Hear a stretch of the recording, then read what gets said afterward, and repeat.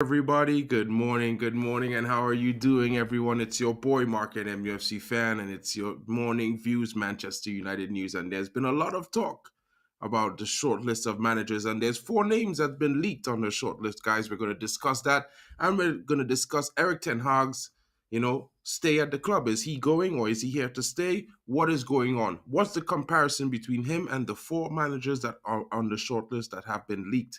This is one of the important things for me because factors will remain that, we can't make excuses for one, but not make excuses for the other. It's a balanced playing field, and we all have to do it just the way that it should be. It's not one of those things where it could just be like, I don't like this guy. He doesn't fit the way I see things. At the end of the day, it's what works. And what's going to work, we never know at the same time. Because if you look at this Manchester United team over the last decade, it's been a problem. Managers have always seemed to come up short for some reason, but the players remain. And the players remain. Will they remain again, or will we finally change over and do things and start anew? Will the squad be broken, or will the manager face the axe? Let's get into it. And I got my buddy John Morgan here to help me out with this view this morning. So, guys, take this time to subscribe, smash those like buttons, hit the notification bells. Let's go.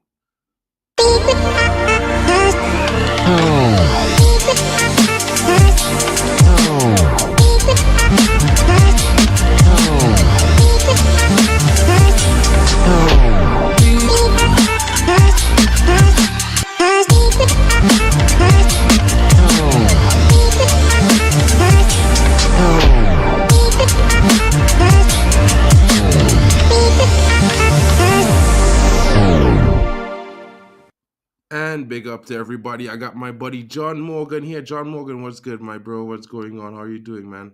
Good, bro. Good. Just a bit terrified at the recent news. The shortlist, the league shortlist, as you said, that came out last night. It's currently nuts at the moment. But I'm good. I'm healthy. I'm breathing, so I'm good. Thank you. How It's are one you? of those things, my bro. Let's get into the short list really quickly and see what's going on because, as we know, there's a lot of information, and the hottest name on the list is Roberto De Zerbi. Guys, your thoughts in the comments. Let me know what you're thinking. Big up to you, Alien Tenno. Hope you're having a good morning. Oli outed the Rats 100%. At the end of the day, we always knew that the Glazers were these kind of people, that these are the kind of things that they do. So it's nothing really new. But big up to you, my bro. And if you got time, bro, I'm going to drop the link in the comments. You could come in and give your take. I'm just going to run through this information here. The link is there, my bro. What's good?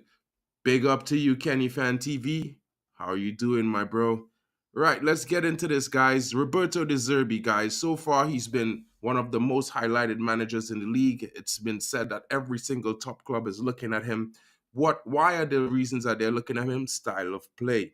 And style of play has been one of the greatest talking points in the last few weeks with all the Manchester United, YouTubers, fans, different pundits, and as well as Sky Sports News and the BBC. Now for me, style of play is something that comes with time. You know what I mean? When a team starts gelling and they start finding each other well, then the style of play is more or less developed and it becomes more defined. If you look at Liverpool, excuse me, sorry. If you look at Liverpool and you look at Man City, these two clubs are exactly identified. In German terms, we'd say genau, and that means precisely what style of play means. And this is because not just because the managers are great managers, but these teams have all over 7 years with the coach in the system in order to develop their style of play and show that in every single game down to the academies. So it's not surprising to me that it's one of those things where you will always be seeing a defined style of play with these two clubs.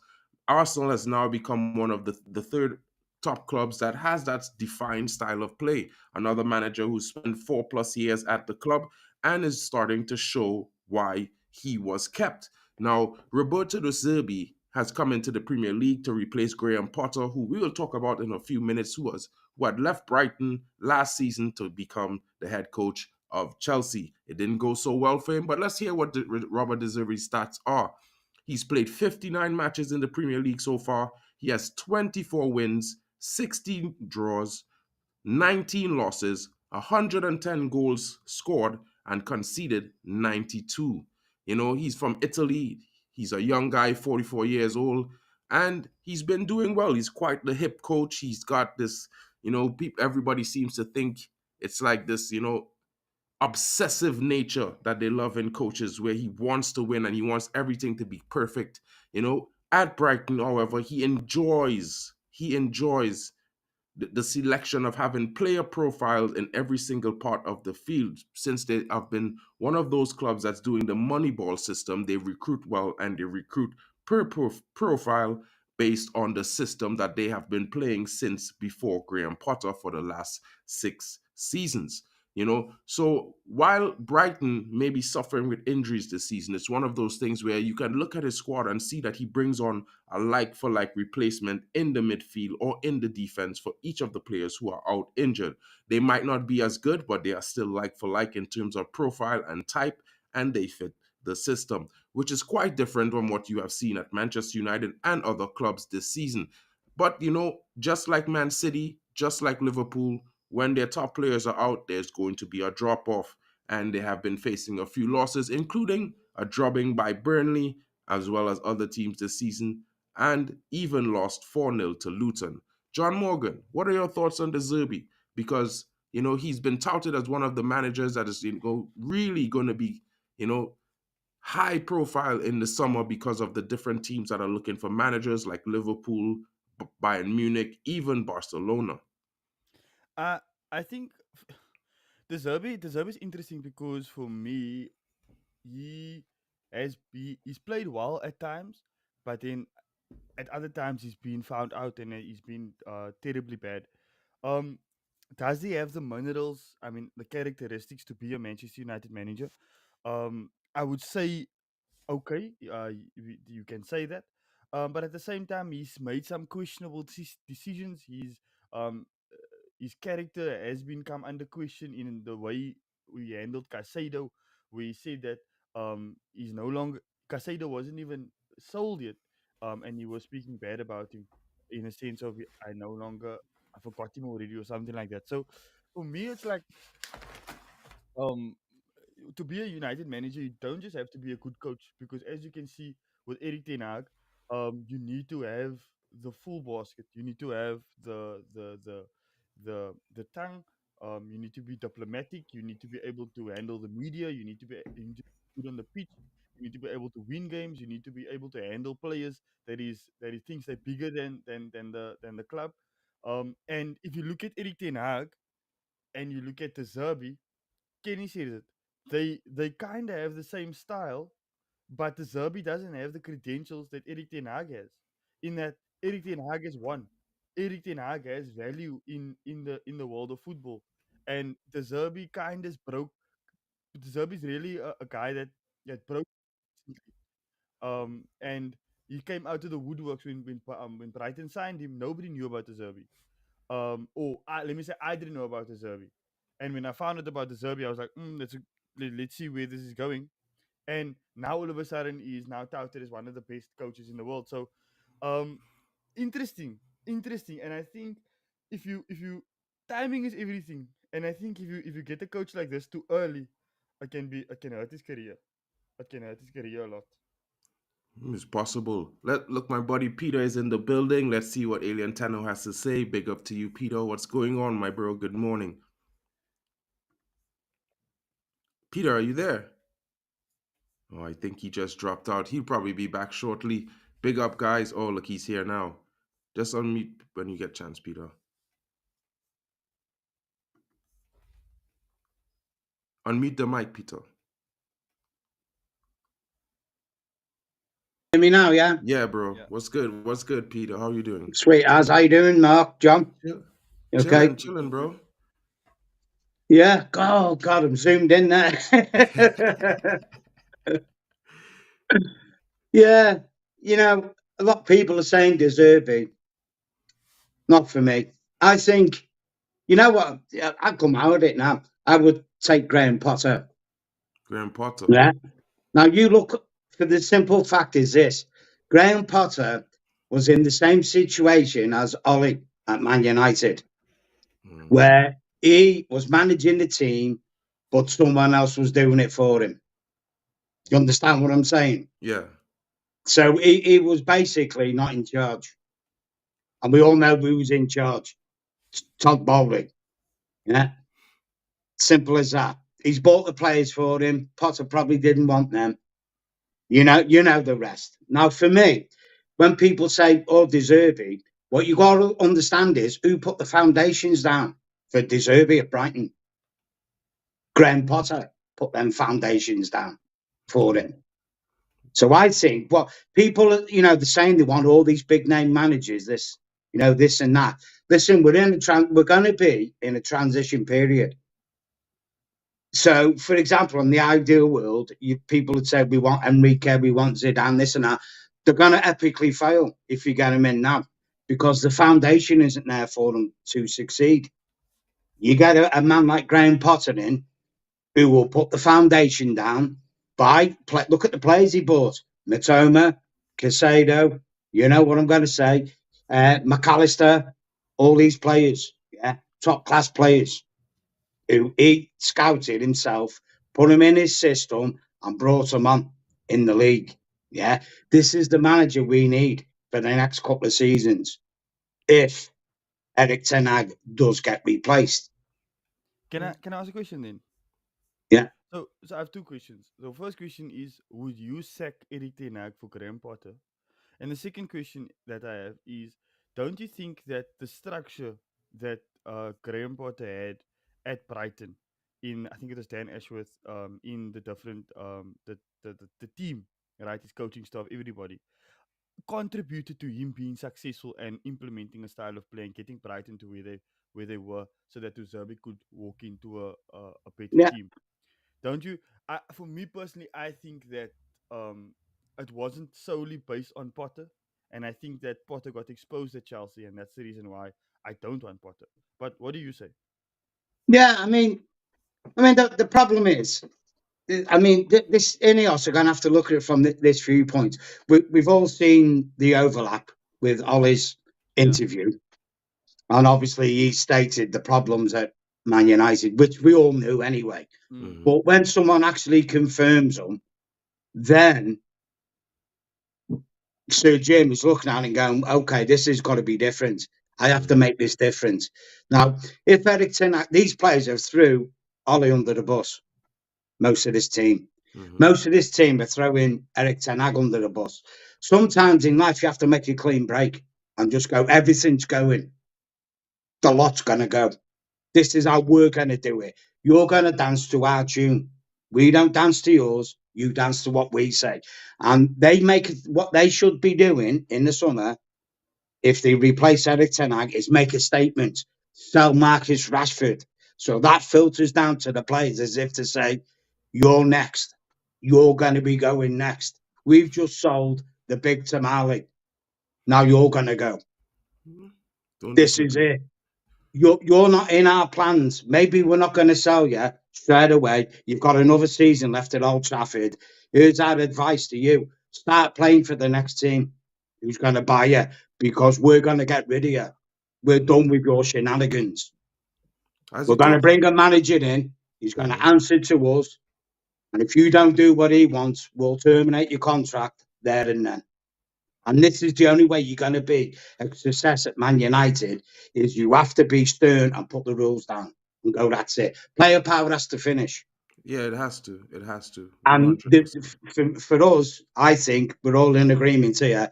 The biggest rat is Rashford. What do you do with the snake? You take the head off. You got to chop it off. That's it. You're gone. You're done. I don't care who you go and play for. I don't care how much they pay you, but you're not getting played here at Man United. You're finished, mate. Goodbye. And then you'll see the little rats running out after him. We know we're finished. We're done. And that's it. So the thing is, the problem is, alluding to what you were saying, John, yeah. Graham Potter, he did put the foundations down at Brighton. Yeah. If you look at Matoma, he kind of plays like Deserby, sorry. He kind of plays like Bielsa football. It's not going to work at Man United. It's not sustainable. What foundations is he going to put down? What foundations has Deserby put down at Brighton? I see Deserby as a mercenary manager looking for his next job. But But for I mean, if me, you look at his stats, if you actually look at his stats, deepest stats compared to Eric Ten Hag's, Eric Ten Hag's got a better win rate than him. Yeah, Than Deserby. if you look at even Graham Potter's stats right now, like I Yeah. have it up on the screen, it says he's played 142 matches. He's has 41 wins, 51 draws, 50 defeats, 155 goals, and he's conceded 170. And well, one thing tells you that if he gets it right, he scores goals. The other thing tells you that he doesn't have a great win ratio. He doesn't win a lot of No. games, you know. No. And Yeah.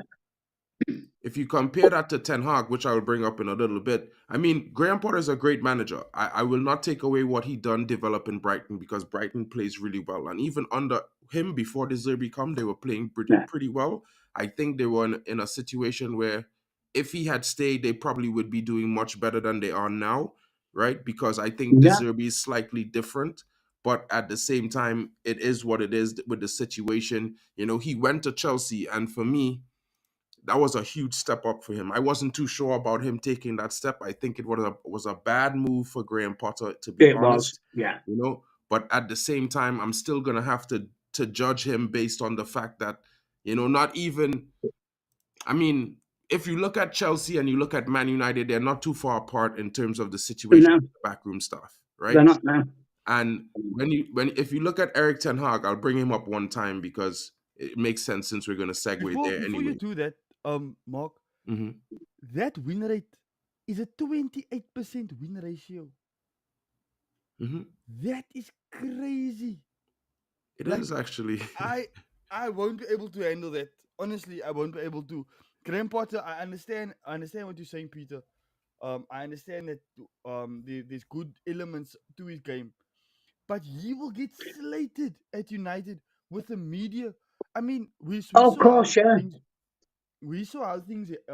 petered out with Chelsea, and Chelsea is not United when it comes to the media. Eric Ten Hag won us a trophy last season. He got us into Champions League last season. Every single day since the week started, there has been a report about a new manager that's in line to take his job. That is nuts. Now imagine Graham Potter loses 3 games in a row and he's just getting his career started. How the media will go and come after him. And Yeah. I think for me, I don't see enough credentials in his CV I to get what replace you're the saying, manager that John. we I have. do. I do, but this is about steadying the ship. We're not going to be what people have to understand is you're talking this summer, January and summer 2025 to get rid of the deadwood players. Yeah, we're not going to be successful in this time. You must understand that. We're not. It doesn't matter what manager we get in. We will be battered by teams because we are basically in a state of flux. Yeah. Now people turn around and say they want Tuchel. Yeah. You know, we won the Champions League at Chelsea. Well, what about Robert Di Matteo? What did he do at Chelsea? He Facts. won the Champions League with them. But he only lasted a season. This is what I'm saying. Yeah, exactly. This is what I'm saying is Chelsea was set up they were geared to win things. It didn't matter what manager comes in. If you look at Chelsea, then you look at Barcelona, Real Madrid, PSG, and Bayern Munich. They all have a continual merry-go-round of changing managers, but they all have the same system. It's like Eric Ten Hag. People say, "Why has Eric Ten Hag failed at Man United?"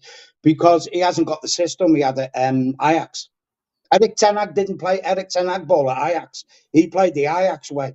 That was already Um, laid down for him. People aren't looking actually, at this. actually, No, Tenno, no, he there's not. didn't do that. Actually, I will bring my ex buddy gonna come on the stream. I think he's gonna come on tonight. I'm not sure if it's tonight or he might come on Saturday, but he's coming on to explain. He's one of the assistant coaches for one of the youth teams in Ajax under 15. So Yeah. he will explain Eric Ten Hag because in a way, Ajax plays that high energy Gegen press, right? Well, the Dutch version of that, right? But Eric Ten Hag has his own little ways, and in his first season, he was playing exactly to the letter of Ajax football. But coming down to the end of the season, he slightly changes. He changed, and that's when you see Gravenberch started playing in his midfield and the other guy, because he have a slightly different way. He does use his possession and players and who does build up and who has the most possession in his team. But I'll let Yeah, my buddy explain it because he more, yeah. known I about mean, that stuff. I just but the wanted to thing is, Mark, you got to look at this. Look at the midfield he had at Ajax and to what he's done at Man United. Yeah, we're Polo FC. There's a big hole in the middle. I Now, mean, I go to it's games, John. I go to the games. I'm a match going fan. I'm saying this from last season. There's a big hole in the midfield. but isn't that But because why we don't aren't you have the doing right anything about profiles it? in the midfield though, Peter? Because I feel like, maybe we don't have the right profiles in the midfield that will play his system and do what he expects it designed. And that's because we are also currently in a state of flux. Because if you look at it, look at Tuchel's match record, right? Just look at it on the screen right now. Yeah, He's played 63 matches in the Premier League. He has 38 wins, 17 draws, 11 losses, 109 goals for, 59 goals against. So, he's a very good defensive manager, right? So yeah, I'll bring it back to Eric Ten Hag because I didn't get to go through that one. But Eric Ten Hag in the Premier League, 65 matches played, 37 wins, 8 draws, 20 losses, 95 goals for, 82 goals against. And what that says to me is that, this manager has a good win record. You know what I mean?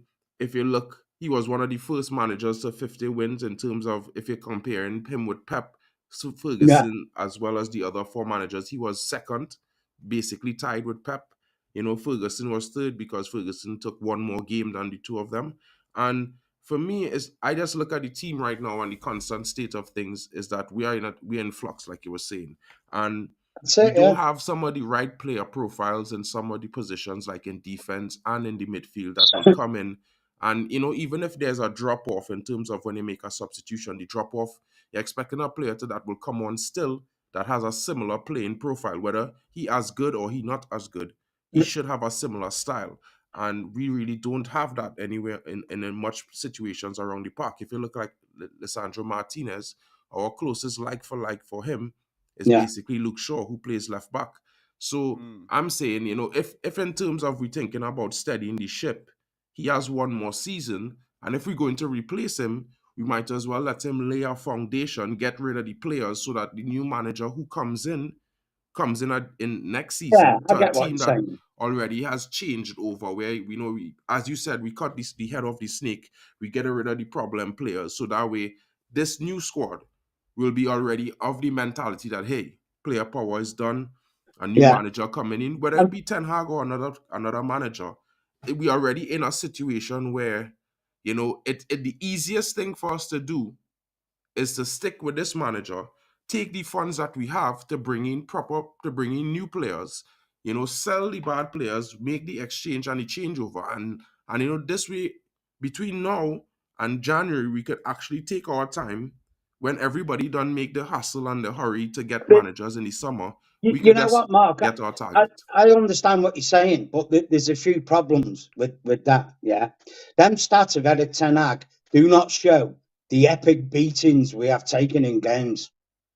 Well, 7-0 Liverpool, I six mean, three Man City. You're talking of epic beatings that them stats do not show. yeah, none of those Fans don't managers forget on the that. You list. can look at a stat sheet all day long, but in a fan's memory, when you're at the ground watching your team getting slaughtered by your rival 7-0, you're not going to forget that easily. You're not True, going to forget it. True, but I mean, Seriously, you're look at not. it like this, right? If you look at Graham Potter, he held 7, 5, and 6 in his seasons at Chelsea, right? In consecutive games. If you look at the Zerbi, he held 4-0 to Yeah, Luton, 5-1 and 6-1 back-to-back game weeks.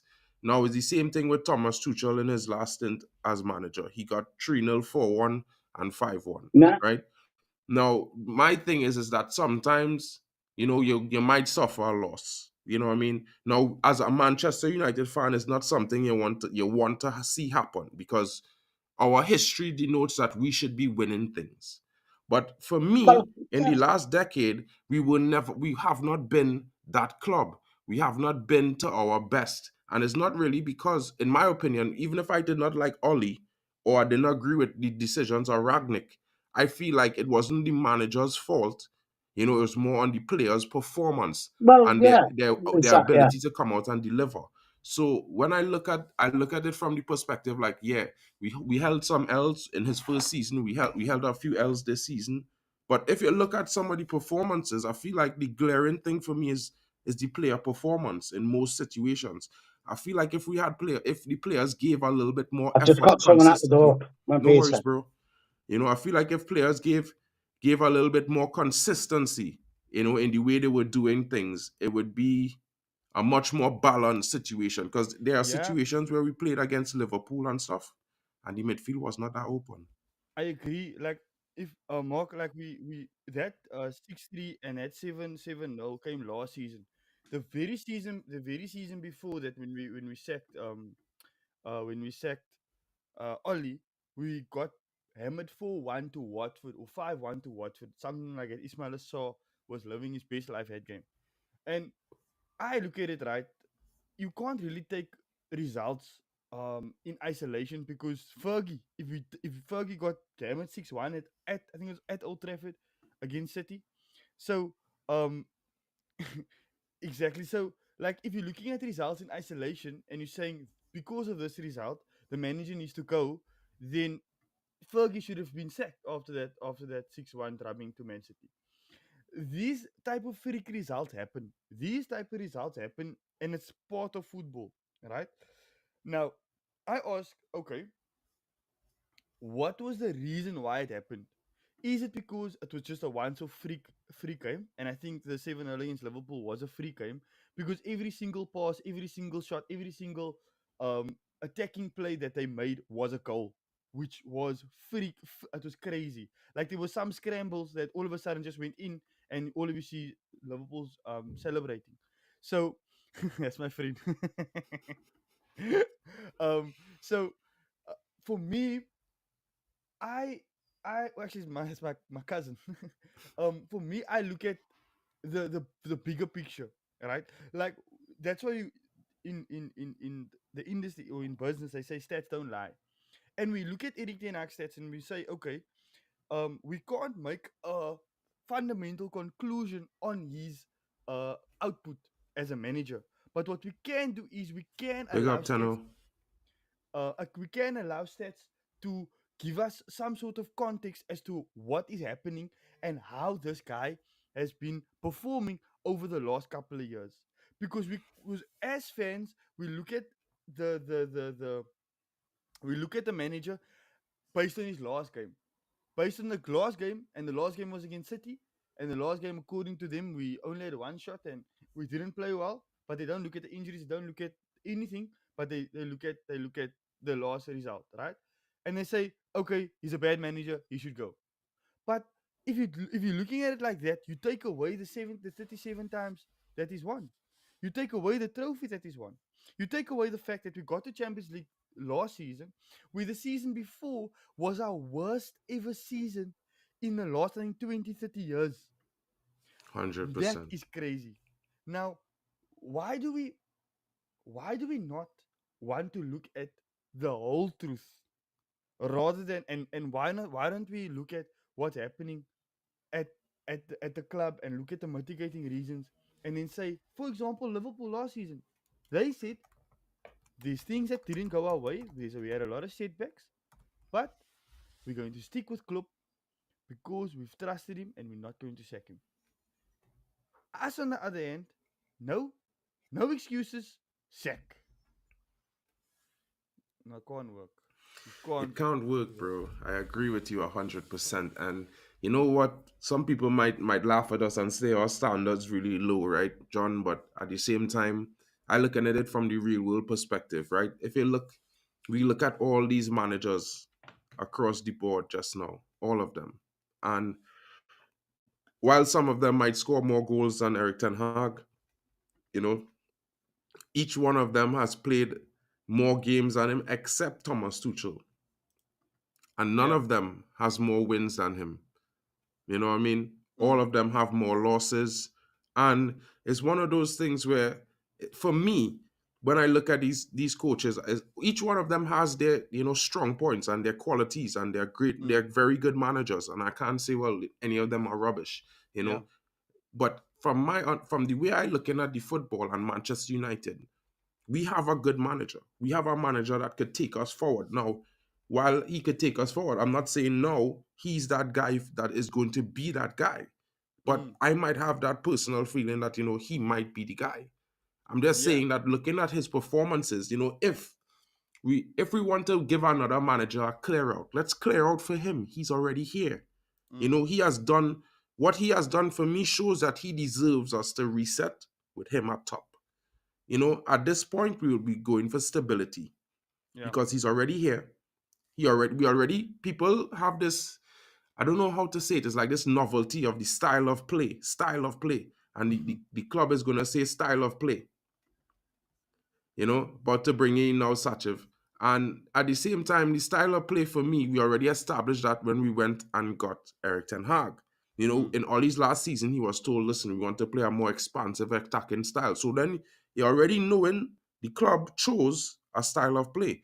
Now, the manager coming in is one of those things where he had to suit the style of play. So now that Ineos here and they said, well, we're going to decide on the style of play, it means that they're going to say, well, I don't think they're going to decide and choose a different style of play. I think what they're going to do is say, listen, we don't have the right profiles in this senior squad Yeah. for this style of play. So you know what?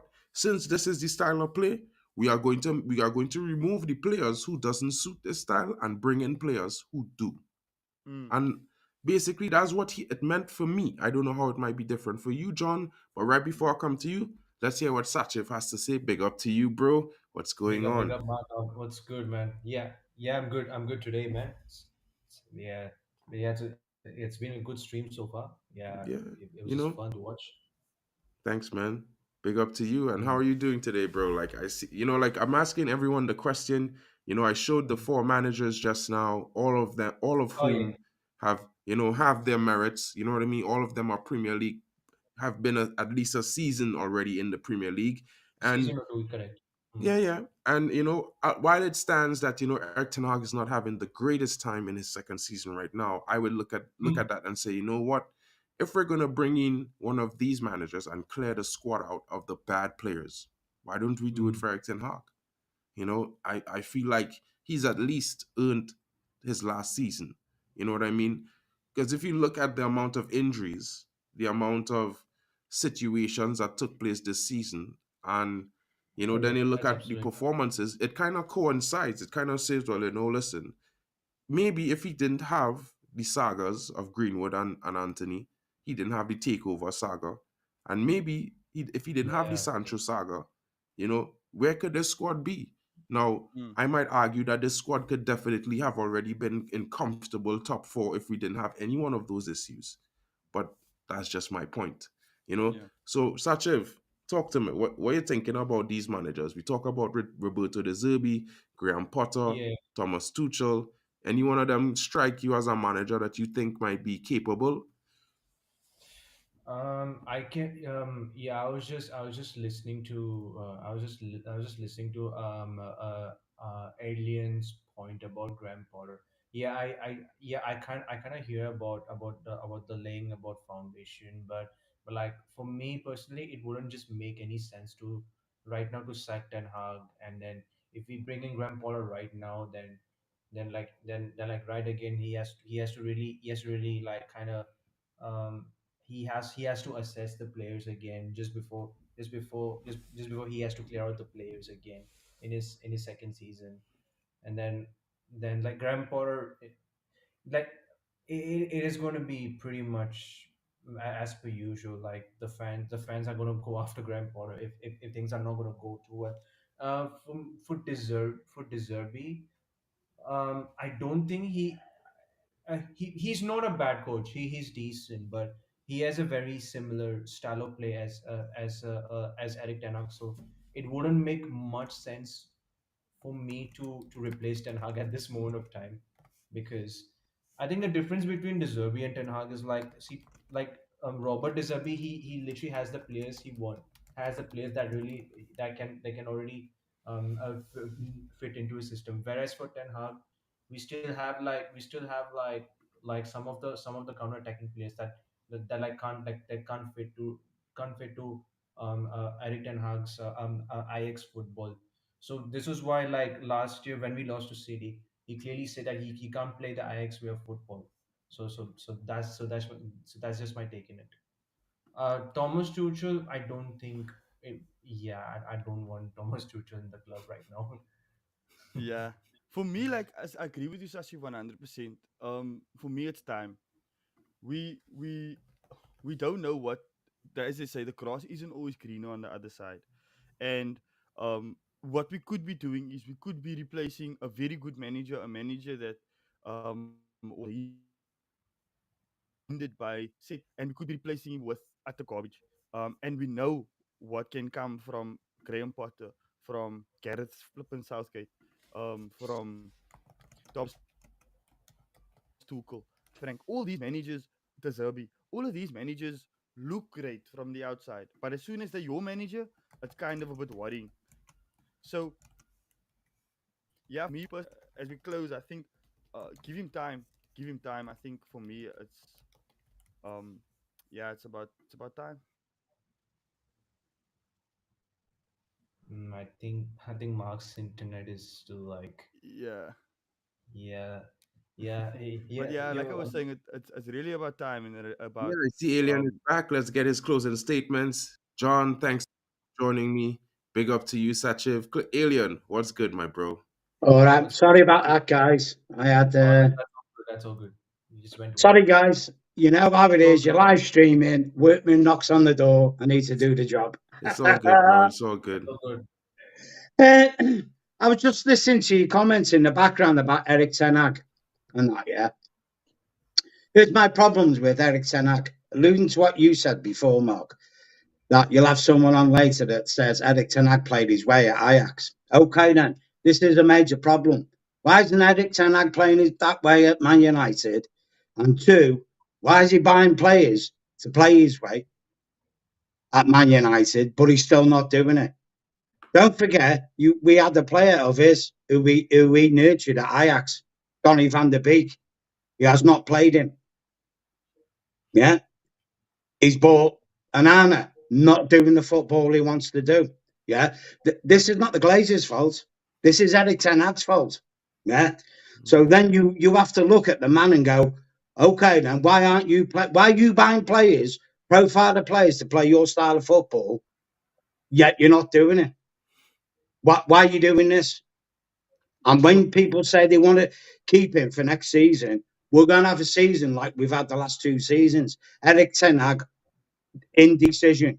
Do we play this way? Do we play that way? Make up your mind, mate, which style of football you're going to play. well, I mean, and Because there's, these are the facts. And then we're talking £400 million later. This is a big mistake. These mistakes are not cheap. I mean, You, in a you way, can't keep doing this. I agree with you completely with the 400 million, but at the same time, when it comes to that expenditure, boy, Teno, if you know how funny it is for me, I will never blame a Manchester manager under Murtaugh, Woodward, Oh, yeah. and Arnold for money spent because The, from the my only, experience as a fan, these guys don't have any clue of how to negotiate or manage spending. They are no, they just don't like know. throw They money in their don't. face. Listen, we are Manchester United. Here's 100 million.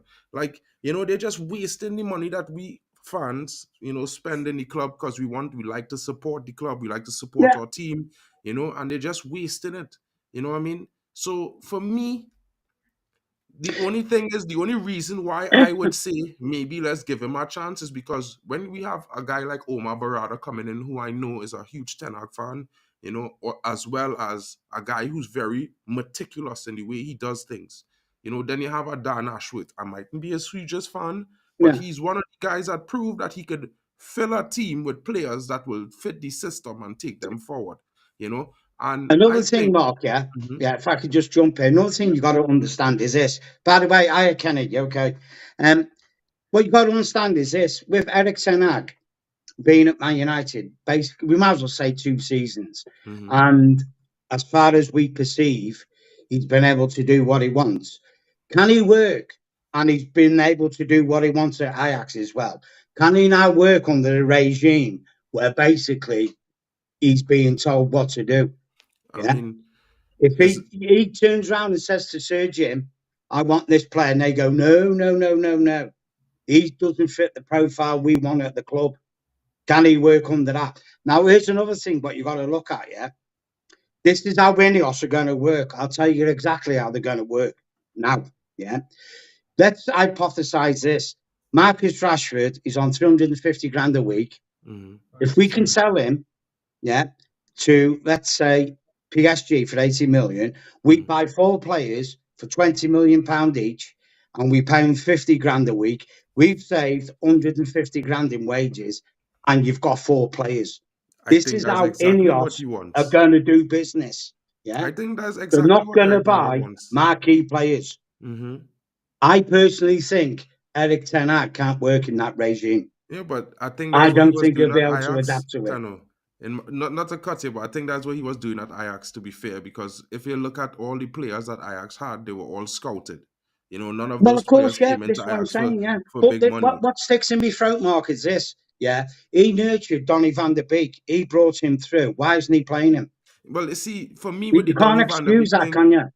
well, you It's see, like you having a baby, bringing him up, and then throwing him under the bus, going, I know mean, what, I but don't want you no Manchester more, goodbye. United Like, fans kind of did that with Mason Greenwood. So at the same time, it's like, you know, if we calling out Ten Hag for him, we had to call out ourselves for Mason Greenwood, because we didn't back our kid. We raised him. oh, You know, I did, yeah. I backed mean, Mason. I want him back. I me think too, eh? Mason. I mean, I'm not saying you, because, you know, me and you, we share our opinions, and, Yeah. you know what I mean? So, Sachev too, you know, but at the same time, I just looking at it from the perspective where, for me, Donny van der Beek was more of a situational circumstance in the fact that, you know, he was getting game time when he came back fit last season, and then he got that ridiculous injury that took him out for the rest of the season. And I think that, and maybe, you know, like as we say, what happened to Ollie is not too different from what happened in some instances to Eric Yeah, Ten Hag that's right it. now in Yeah, this exactly. moment. Yeah.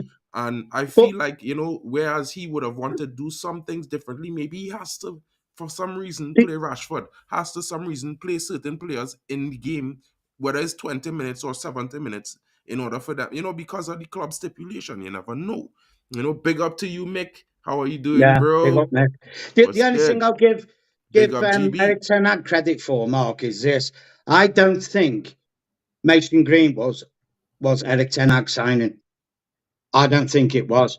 I don't think Mason Eric Mount. Ten Hag would have profiled Mason Mount. Sorry, Yeah, yeah. I don't think Eric Ten Hag would have profiled him as a player. I don't think he. I think that was a Glazer signing. That was 100%. I agree with that. I think that's what kind of crashed our summer. You know, for me, Yeah. like, a lot of people might not like to hear me say this, right? But I feel like when the fans protested Mason Greenwood out, we kind of, in a way, hampered our own selves to start the season. We did. Because Yeah, I think it messed with the morale of the team. If you look at it, there were reports that the team came out and they posted out a team statement, each one of them on their profile, supporting Mason, and they was welcoming him back into the squad.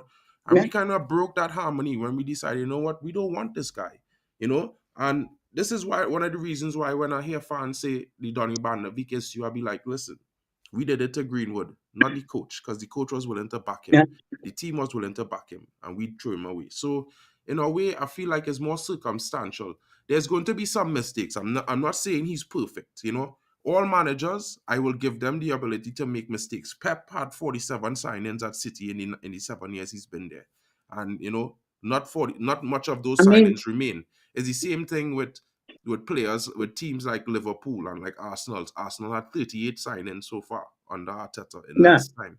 So, well, you're not going to, every player's not going to cut it, is it? You know, no one can buy 100% success rates. Here's another thing, but what you've got to factor in now, guys, yeah? Eric Ramsey has left the club, set-piece coach, and he hasn't been replaced, yeah? Read between the lines.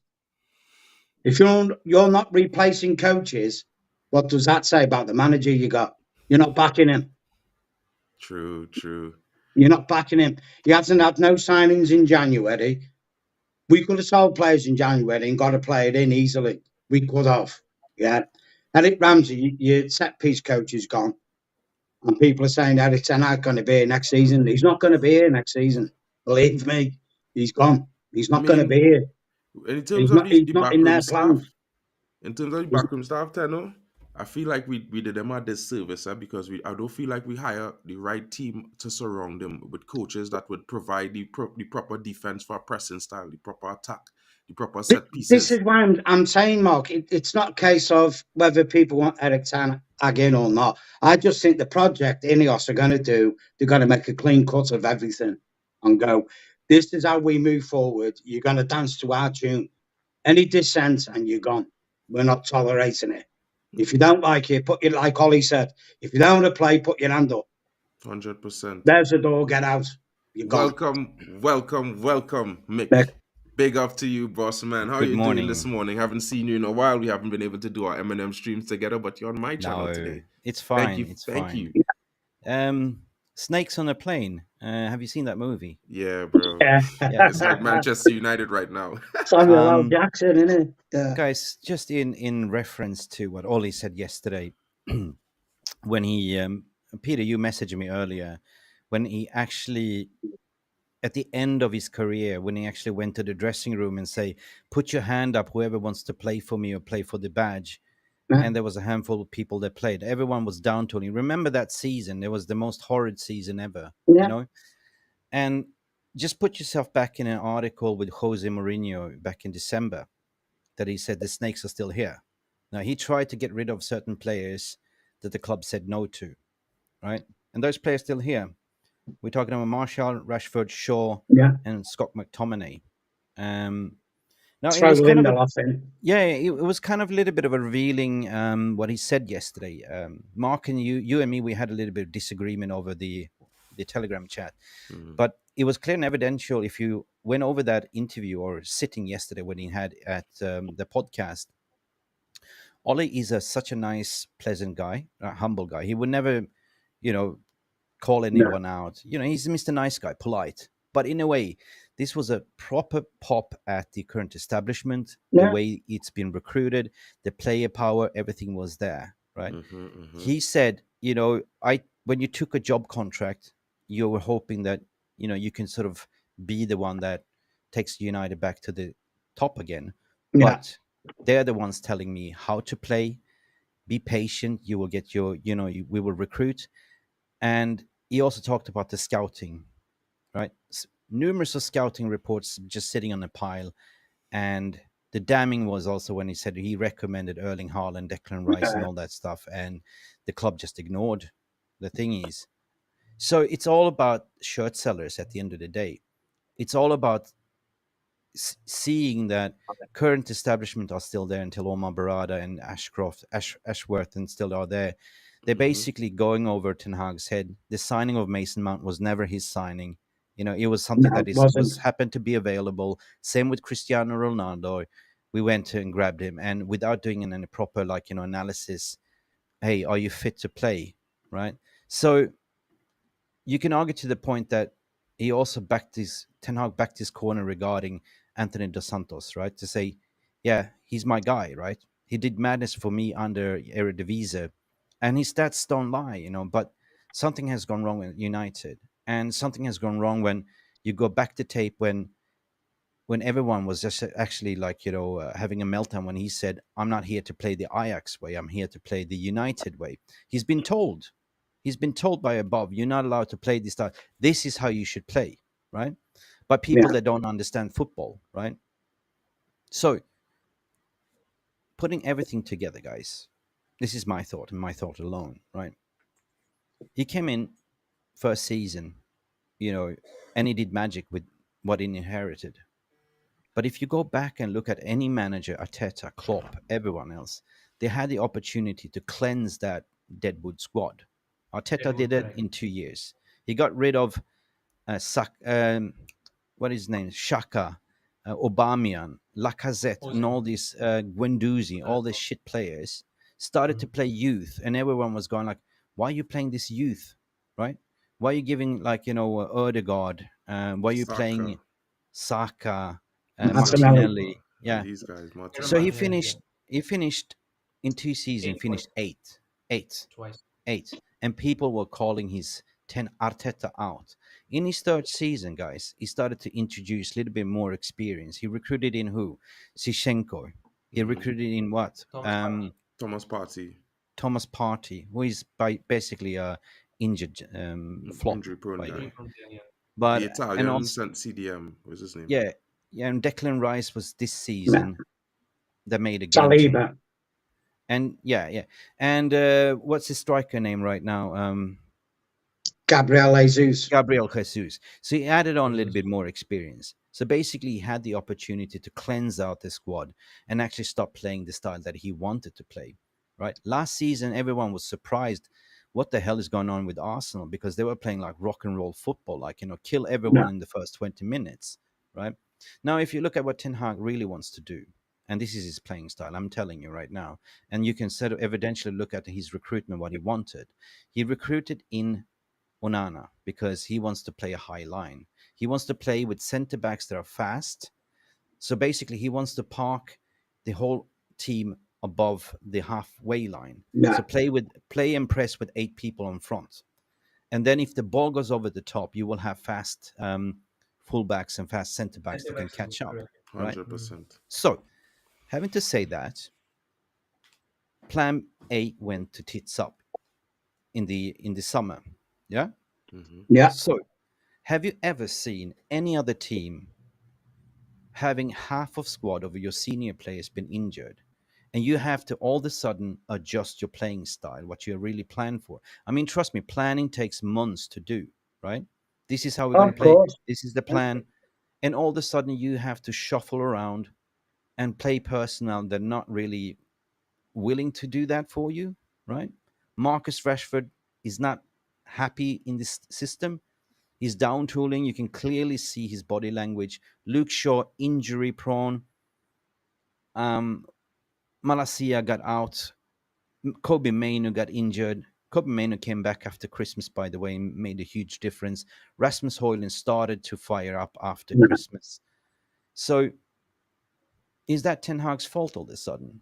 Or is it the medical department, or is the poor planning from the I club? don't make. I get what you're saying there, but you've also got to look at this. Yeah. When Eric Ten Hag took the job at United, he should have profiled every player that was on them books That is and not looked his at it job. and gone, can I That play is the way I want to play? Because he that is wants not to his play job. fast, intense football. Yeah. Half I'm, of these tell, players can't do that. I'm True. telling you, like, I worked They in can't do many it. years.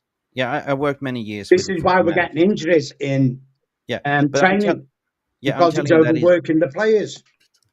just to let you know that is not the manager's job, right? You have analysis to do the persona profiling based on what the managers need, Well, yeah, but but his job, that is not his job. That is the job of Dan Ashcroft and the head of recruitment to do the profiling. The final hurdle it comes down with the sporting director to say, what about the reference check? What about the personality check? Is it a cultural fit? Do you have the mental capacity? How about your injury record? The manager is never supposed to do that. The manager is there to assemble the squad and coach on daily basis. And by the yeah. way, coaches, you're managing coaches on the training I'm on pitch that about when he simply, actually took the job, yeah, when he Benny actually McCarthy. Benny, accepted the job as Man United yeah, manager. yeah. Let me He let me knew the land, Peter. player roster that was there. Let me land, Peter. So, as a manager of a football club, you managing people below you, like the set piece coaches, the defense coaches, the goalkeeper coaches. You have, let's say, the assistant coaches as well. That is your job, right?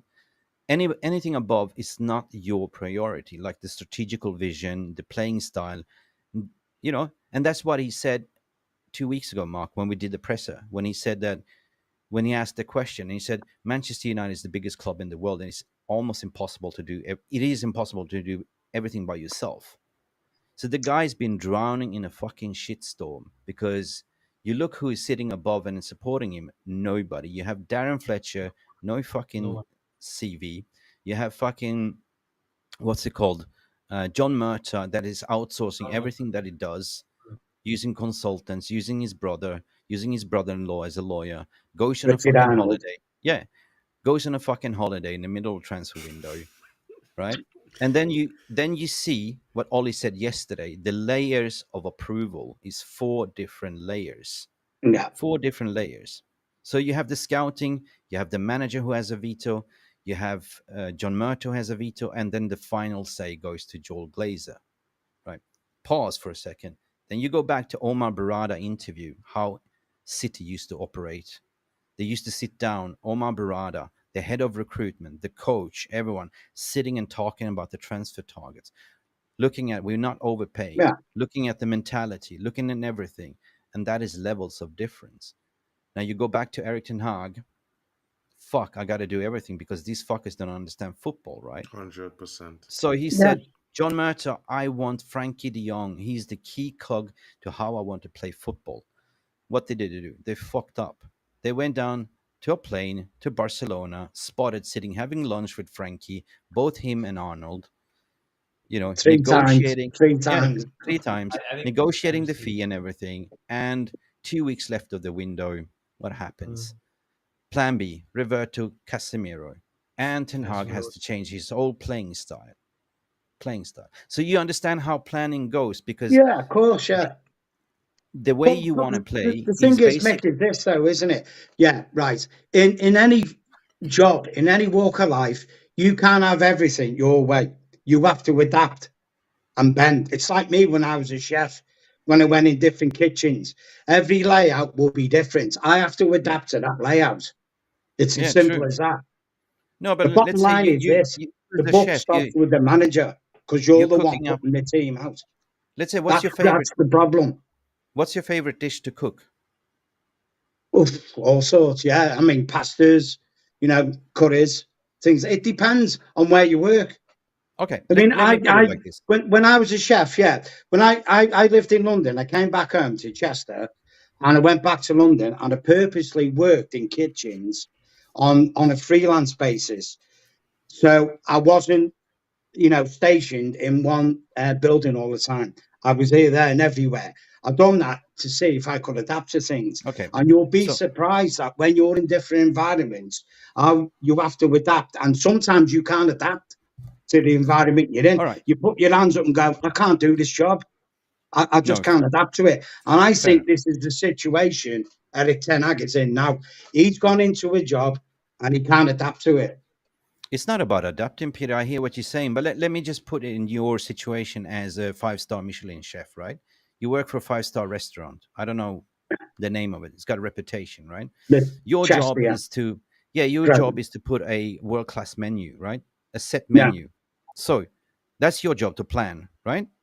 yeah, Oh, so you go away and you tell your purchaser, whatever it's called in the industry, the sourcer, whatever you call it, right? yeah, The restaurant man. I need these type of ingredients to make a successful creme brulee or whatever, right? Just an example.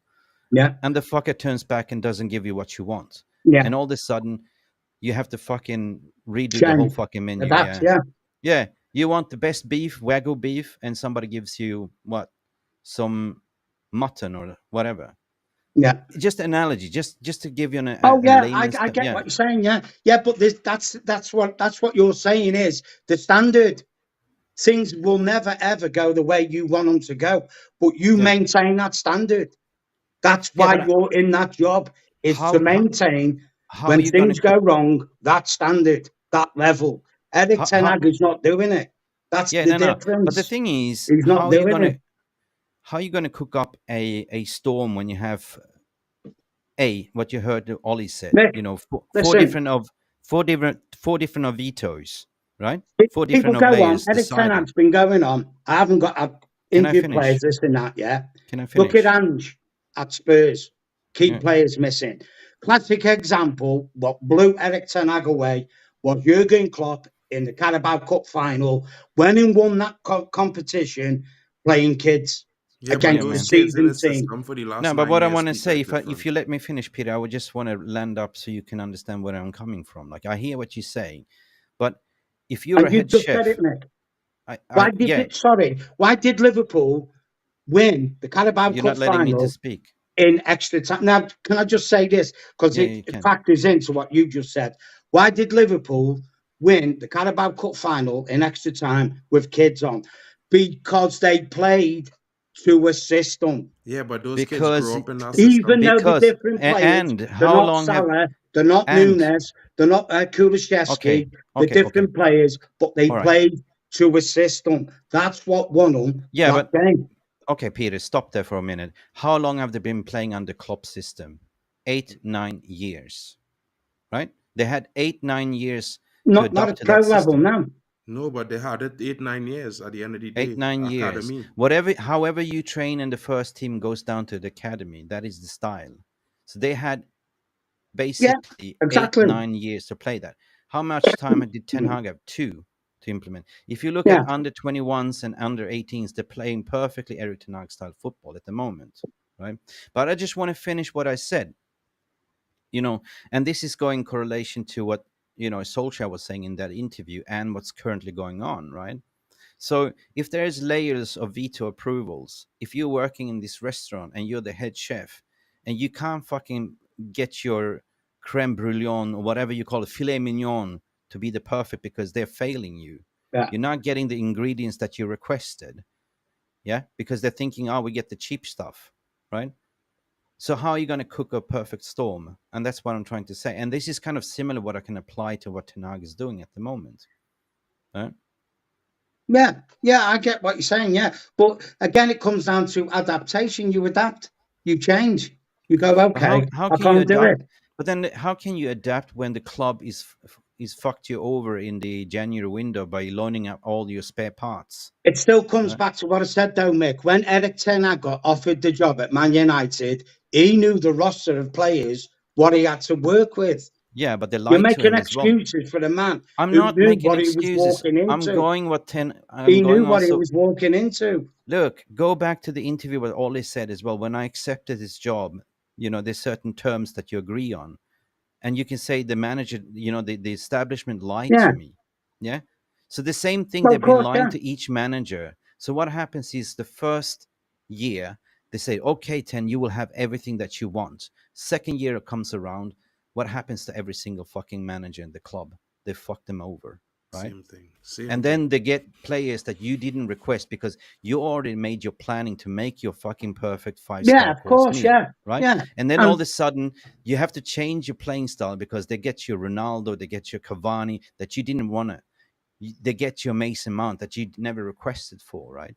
So it goes back to he had a plan. Okay, I'm getting Onana because I want to play sweeper keeper, I want to play high no, line. I'm getting certain players, right? What happened in this summer? They didn't fucking have any money. They had to go and Sophie Amrabat to actually finesse a loan deal, right? And come December, right? Did he get any backing? Me and Mark, we did like in a press conference oh interesting yeah, when I they get what you're asked the saying. question and said, yes, I want players on the loan, but there is no money for FFP, right? So what happened? You, What happened? you know what What though, Mick? happened? What happened? What happened? Sorry, Pete. What happened is Yeah, they loaned all the kids out. They sold everything, banking on the Leacher will come back, that yeah, he hasn't. Luke Uh, Shaw will be fit, Casemiro. Okay, what happened?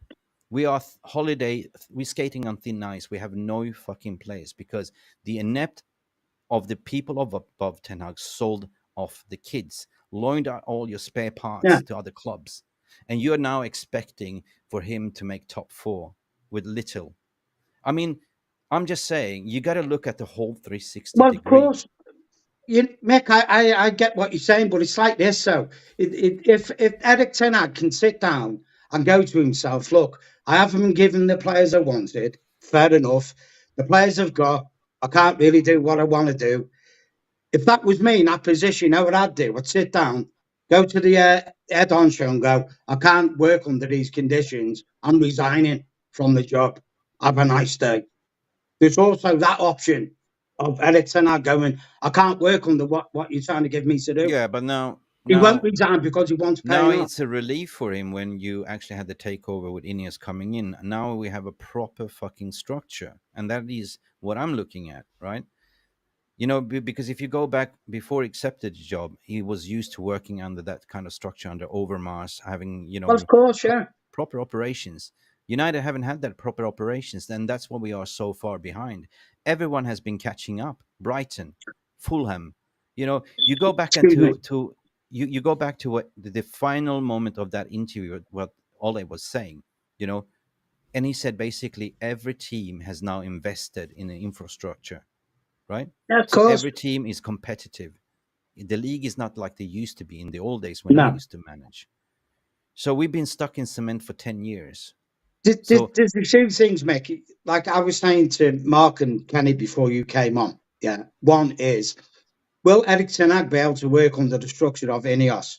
I Yeah. believe so. But I said, like, one of my analogies was you could sell Marcus Rashford, say he's worth 80 million, and he's on £350,000 a week wages.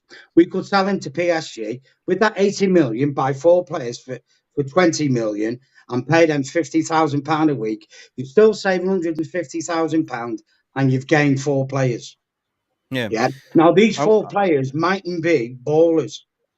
to answer Okay. your question, The to point answer, is, can Eric Ten Hag work under the regime? Is we're going to we're going to get players. What you got to understand is this: is how Ineos want to play the game. yeah. Yeah, maybe Eric Ten Hag doesn't fit into their plan. How they want to play the game. But I think they already had a discussion behind closed doors, to be honest. And to answer your question, I want to address every one of you, because tell me any job where you been the only one managing. I mean, it's all about doing what you're supposed to do, just managing the Yeah, team, right? So results. there's no other Premier League club in the Prem that has what Ten Hag has, or what Sir Alex Ferguson used to have. He's basically in charge of everything. So instead Yeah, of optimizing, and that's what he said in 2 weeks ago in a press conference, that everyone needs to be on the same page. Let me just do my job, and you guys that's it. take care Yeah, of the rest. So if you're telling me, Omar Barada, this is the way we're gonna play. If you, Dan Ashford, saying this is the player that we need, of course he's going to succeed, because that takes away a lot of pressure, because he's been dealt with every fucking scandals, the press conference, the raping allegations and all that stuff, and takeover, right? If you yeah. take all that burden, which is 50% of his current job description, you take that away and you give him 100% full optimization, what Brailsford is all about. Of course he can, because he's done it before in Yeah, but Ajax. what you got to factor in, Mick, is the players they get. Do they want to play, or does Eric Ten Hag want them that style of player? Well, Yeah, that's up to like that's Holly alluded to, they will with be gone. that Ronaldo being forced on him. They'll I be didn't gone. really want Ronaldo, but Neither did I. I got put with him. But We got put with me. That's it. This is the scenario Eric Ten Hag but could be in. Is yeah, no, no. this But is the player you're that's going the to work scenario with? will stop, Peter. That is the old scenario where It's every not manager's been overruled, right? that's It the ain't gonna happen. scenario It he's ain't going gonna to work happen in a under. professional environment where you have professional football operation people above you, and you included in this conversation, right? You have a certain percent veto, which say, "I want this player." So the sporting director is there to question, why do you want to sign this player for 100 million when you can look at this, and that according to a scouting report? So it's Yeah, a exactly. yeah. So it is a teamwork at the end of the day what you decide for. You look at the persona profile, you look at the mental profile, you look at the price tag, and they will not overpay anymore, because all of a sudden you have people working with you. If you go back in the current establishment, you have people that don't fucking understand shit what they're doing and overpaying for players. Yeah. So that is the big difference what's going to happen. Yeah, So of yes, course. to answer your question, will he work well in the structure? 100% yes. Any manager will do, because every person needs support. You can just correlate to in your Well, of working course, yeah. environment. You need a But the professional thing team. is, Mick, yeah, Mm, right. The thing is, what you got to understand is, yeah, every manager, doesn't matter who you are, De Zerbi, Potter, whatever, every manager puts their own stamp on the team. Yeah. Have you ever considered this? Maybe Eric Ten Hag is just not good enough in the Premiership. I mean, You know what I'm saying? he Maybe might. he's just not good enough. I mean, we I don't can't believe say it, he's And because you not can good put I him enough. saw the in. first You season. can put him in any structure. If you're not good enough, you're not good enough. But I Peter, just I just see two sides. Last season and this season, two different nuances. Last season it was amazing football in certain way. We went like on a winning run. The confidence was there. The fan base was all positive, singing Ten Hag's, praising his name, and all of a sudden you go from hero to a zero. What happened, right? So what happened in between is what I'm focusing at, right? And this is what I've been speaking about. The lack of Of course, support, yeah. the injuries, the medical department. I don't need to mention all this because you guys know it, right? Of course, yeah, we know. And the We know. takeover. Guys, thank you so much for Yeah, it's this been great. morning. And Oh, I just wanted to, go because I have to go. Actually, I have to go to class in a little bit. So, guys, okay. thanks so much. I have a stream again at 10 p.m. UK time tonight, guys. So I don't know if you might be available. If you guys are, come through. We'll continue the Yeah. discussion.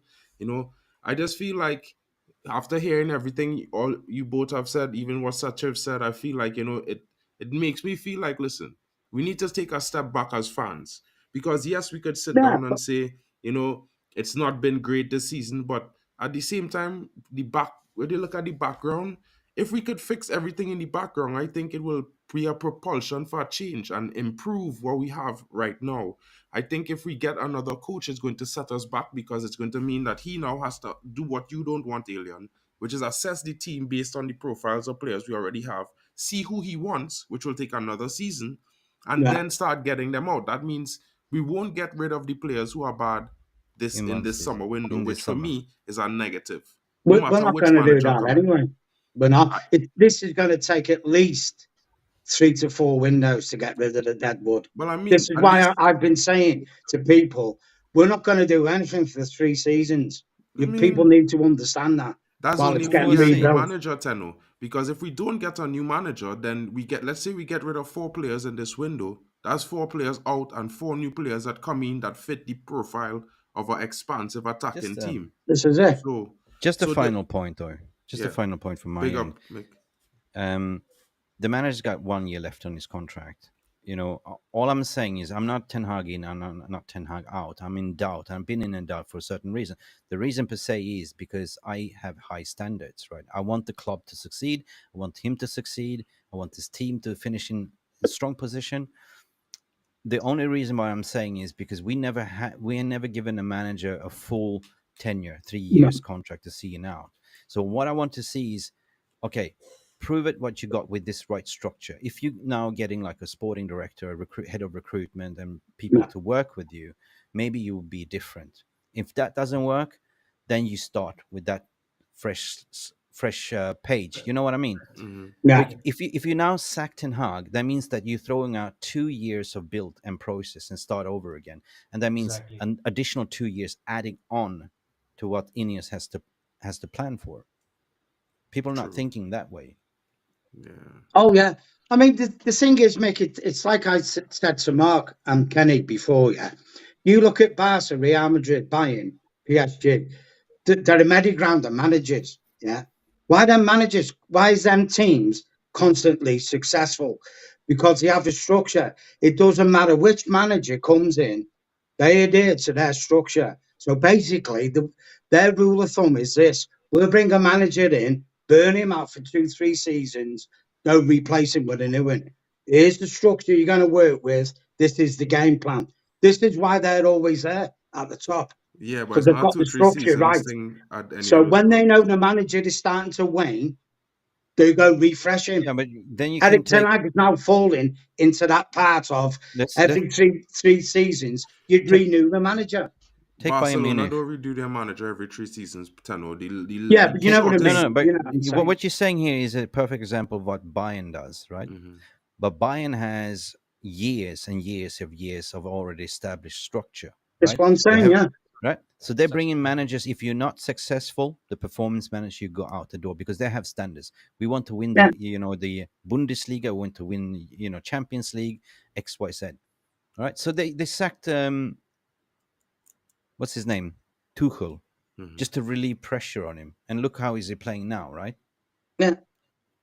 But they're But ruthless. that's what I'm saying. Yeah. It's Tuchel a bad manager when he's Yeah. won the Champions League with Yeah, but Chelsea Chelsea used to have that as well because until he's not Todd been Bowl. successful at And Bayern. Does that until make Todd. him a bad manager? No, wait a minute. Chelsea had that perfect recipe until Todd Bowley came in and threw a hand grenade in and just totally fucked it up. He sacked Marina, which was the best negotiator on the market. He sacked everyone and thought, I can do it myself. He went all in, bought a whole new squad in one Yeah, of season. course. Yeah. Right? So, Probably and thought that he is was playing backfiring. That is PS5. backfiring. They reported losses, by the way, the Clearwater Capital. So So all I'm saying is that United has cleared the FFP, right? No, They cleared the FFP. Let's see what happens in the summer. Come what may, I don't believe any word what comes out from the no. gravy train media at the moment, because they have nothing else to write about. If you look at Manchester United on one football app, all you can see is about Ten Hag suck and who we are linked to. For fuck's sake, Graham Potter. For fuck's sake, Gareth Southgate. Where is his names coming from, right? Mm-hmm. So put two and two together that they have nothing else to write about, so they are actually putting pressure, Mark, right? yeah, of And this course. gravy train going to continue. We're Man United, we're always big news.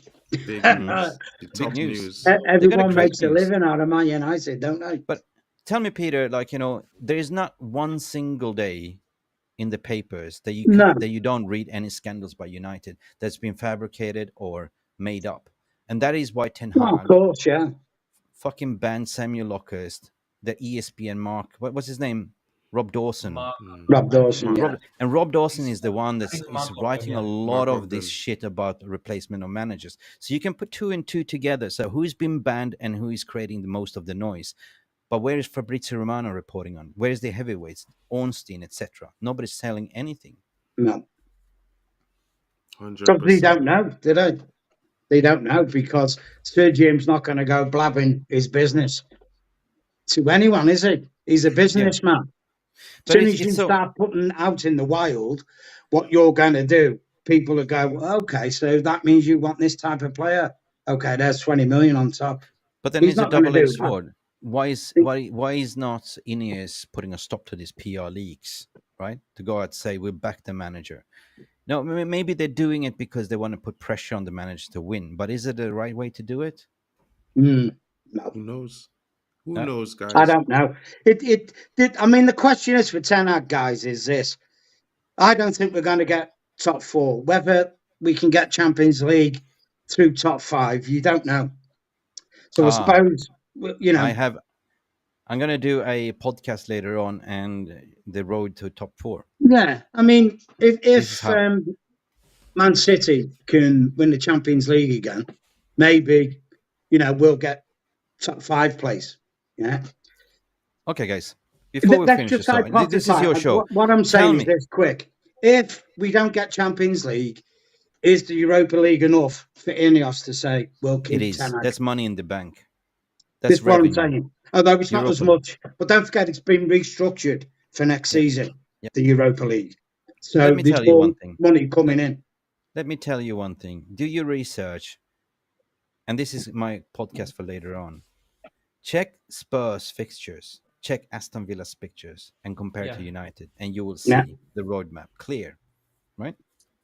The next 5 games, Aston Villa has to play everybody above them back to back to back in 3 game weeks. Yeah, yeah, The same thing yeah, for Tottenham Hotspurs. yeah. And this guys, is where there's a pathway. And the And only way this, Eric Ten Hag, I see, for me, he has some credit in the bank from last season, but I feel like this is his pathway to getting himself solidified, backed for the summer, and getting United but, back but, in a but, simple situation for top four. but, but we that also also need comes our consistency, though, don't we? exactly, and that means that players needs to be laser sharp. Laser Yeah, Right? sharp. They Everyone have to. needs to be on board. Is this what you want? Do you want to finish in Champions League, or you want to just down tool, right? So, yeah. having to said that, you look at the injury rosters and who's coming back, right? Hoyland seems to be back fit for Everton. Would you play him against Everton? No, No. no. Everton, we should scrape by, right? Mhm. Then we have an international break, right? Mm, You will have uh, Licha coming back. Mason Mount looks like he's kind of coming back as well. Malasia is back. Malasia as well. Malasia, He's in Malasia, training. right? yeah. So all of a sudden we will have a full squad to finish strong at the rest of the season. While Liverpool is feeling the pain of their injury strains, everyone is kind of now feeling what we've been feeling. So that is the potential part, but it's all down to what he's saying. Cup Yeah, games. Every game is a cup game final, right? And the players need to be switched on. Now, Everton, we should beat at home on Saturday. We Yeah. should. should do. That would be the 5th cup double. That would be the 6th league double we do this season, The 6 team we beat 2 games in a row. Hopefully we get it done. But- guys, sorry, but I really have to go. I have to go get Yeah. ready to Oh go yeah, to no class. worries. Guys, Yeah, thank you for cheers, being here, anyway. Alien. Ah, So much, Nick, Pasha. Thank Kenny. you for coming on. It was your first time on my channel. Big up to you, my Can he brother. talk? I haven't heard him. Hey, Kenny, close Kenny. the show for us, bro. You heard a lot of Yeah, talk. You heard a lot of stuff. You haven't said yeah, much right now. yeah. Let's go Yeah, home, bro. Yeah, lad. See you guys later. Thank you for. See you, Mick. Big up, Mick. Thank you for coming See in. ya. Big up to you, Cheers. Kenny. Last words. Cheers, Mick. Last words. Last words. I have just 3 words for you. Trust the process. Trust the process. That's the process. And we'll Everything go with has a that, process. guys. We'll go with Okay, that man. one. Trust the Cheers, boys. process. Let's see how it goes. We got a big game this weekend against Everton at home. We'll see you I'll guys be later there. on. We will be there. Tenno, you will be I'll there. be there, And I know yeah. Mick, I'll be there. we will be here for the presser. Be there. There's the presser today, Mick. We have to check. No, tomorrow. It's Tomorrow, tomorrow. yeah. We will Tomorrow. be there, Mick. For home We will be games, there. it's Fridays. Cool. Away Yeah. games Thursdays. All So right, we'll be there guys. tomorrow, my friend. Well, MUFC Realist TV, 1:45 UK time. Be there, guys. Mick and Yeah. Mark, we will be doing the presser together. Alien, I'll see you guys later. Mick, thank you for coming in. Yeah, man. Yeah, no worries. Big up to you everyone who later, came in the guys. chat. GB, Yarly, Stephanie, thank you guys so much. Big up to you, Buckwheat. Big up to you. Big up to everyone. Richard Hutchinson, thank you for coming in. Catch you guys later.